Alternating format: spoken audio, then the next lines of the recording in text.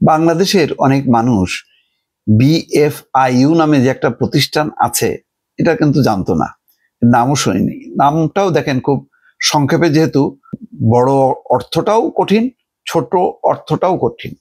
Bangladesh financial intelligence unit, সংক্ষেপে হচ্ছে BFIU.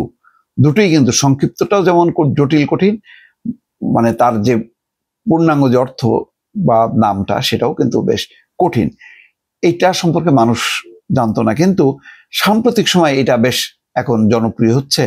এই সংস্থার যে প্রধান AFM শাহিনুল ইসলাম, তাকে ঘিরে দেখা যাচ্ছে যে গণমাধ্যমে আসছে যে তদন্তের স্বার্থে তাকে বাধ্যতামূলক ছুটিতে পাঠানো হয়েছে। আবার শাহিনুল ইসলামের কে কোট করে কোন কোন গণমাধ্যম বলছে যে বাংলাদেশ গভর্নর কে, তার এখতিয়ার কি? বিএফআইইউ শুধু বাংলাদেশ ব্যাংক ভবনে আছে এইটুকুই, এছাড়া গভর্নরের এখানে কোনো এখতিয়ার নেই। অদ্ভুত ব্যাপার, কার এখতিয়ার আছে? এইভাবে কি বলতে পারে সেটা আমি বুঝি না।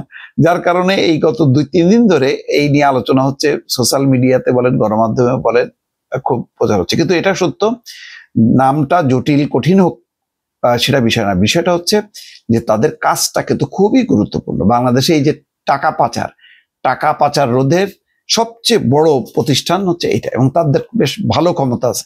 ইন্টেলিজেন্স তার মানে গোয়েন্দা, মানে এনবিআর যেমন তাদের একটা গোয়েন্দা সেল, তার প্রধান একটা অসাধারণ কাজ করছে ওই সেলের কর্মকর্তারা, যে 40,000 কোটি টাকা বিদেশে থাকা, তার তথ্য উপাত্ত, কতটা পাসপোর্ট কোন কোন দেশে আছে, ডিটেলস এ করছে, এবং তারা দিন রাত কাজ করে যাচ্ছে।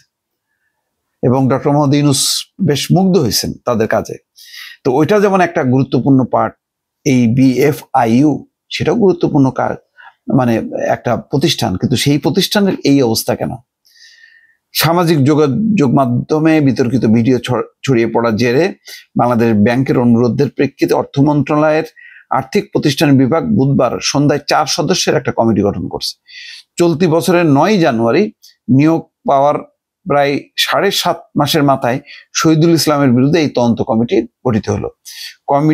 তদন্ত কমিটির প্রধান করা হয়েছে আর্থিক প্রতিষ্ঠান বিভাগের অতিরিক্ত সচিব সাইদ কুতুবকে। অন্য সদস্যরা হলেন বাংলাদেশ ব্যাংকের নির্বাহী পরিচালক সিরাজুল ইসলাম, বাংলাদেশ ব্যাংকের পরিচালক তথ্য প্রযুক্তি মতিউর রহমান, আর্থিক প্রতিষ্ঠান বিভাগের যুগ্ম সচিব মোহাম্মদ সাইদুল ইসলাম, ইলেকট্রনিক প্রিন্ট সামাজিক যোগাযোগ মাধ্যম বিএফআইইউ প্রধান শাহিনুল ইসলাম সম্পর্কে আপত্তিকর ভিডিও ছড়িয়ে পড়ার প্রেক্ষিতে তদন্ত করে মতামত সহ প্রতিবেদন দিতে কমিটিকে 7 কার্যদিবস সময় দেওয়া হয়েছে। আওয়ামী লীগ সরকারের পতনের পর গত বছরের 12ই আগস্ট সংস্থাটির আগের প্রধান মাসুদ বিশ্বাস পদত্যাগ করেন। এরপর পদটি প্রায় 5 মাস শূন্য ছিল। পরে চলতি বছরের শুরুতে শাহিনুল ইসলামকে ওই পদে নিয়োগ দেয়। যেভাবে নিয়োগ পান, বাংলাদেশ ব্যাংকের গভর্নর আহসান এইচ মনসুরকে প্রধান করে গঠিত 5 সদস্যের কমিটির সিদ্ধান্ত অনুযায়ী শাহিনুল ইসলামকে নিয়োগ দেওয়া হয়। এই কমিটির অন্য সদস্যরা ছিলেন প্রকৌশল বুয়েটের শিক্ষক সোহরাব হোসেন, বাংলাদেশ ব্যাংকের ডেপুটি গভর্নর মোহাম্মদ রুমি আলী, আইন মন্ত্রণালয়ের অতিরিক্ত সচিব মোহাম্মদ মহিউদ্দিন, আর্থিক প্রতিষ্ঠান বিভাগের সচিব নাজমা মোবারক।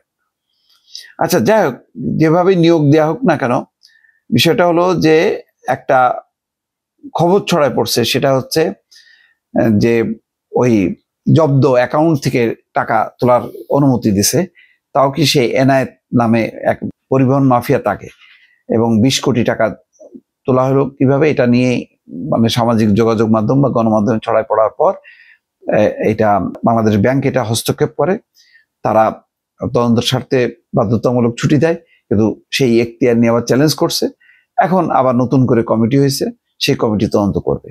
তো এগুলি প্রশাসনের এই সব পরিস্থিতি মানে মিন করে যে প্রশাসন ঠিক তার যে কন্ট্রোল, মানে সেই কন্ট্রোলটা আস্তে আস্তে অনেক ঢিলা হয়ে গেছে। এখন দেখা যাক এই তদন্ত কমিটি কি রিপোর্ট দেয়। ভালো থাকবেন, আল্লাহ হাফেজ।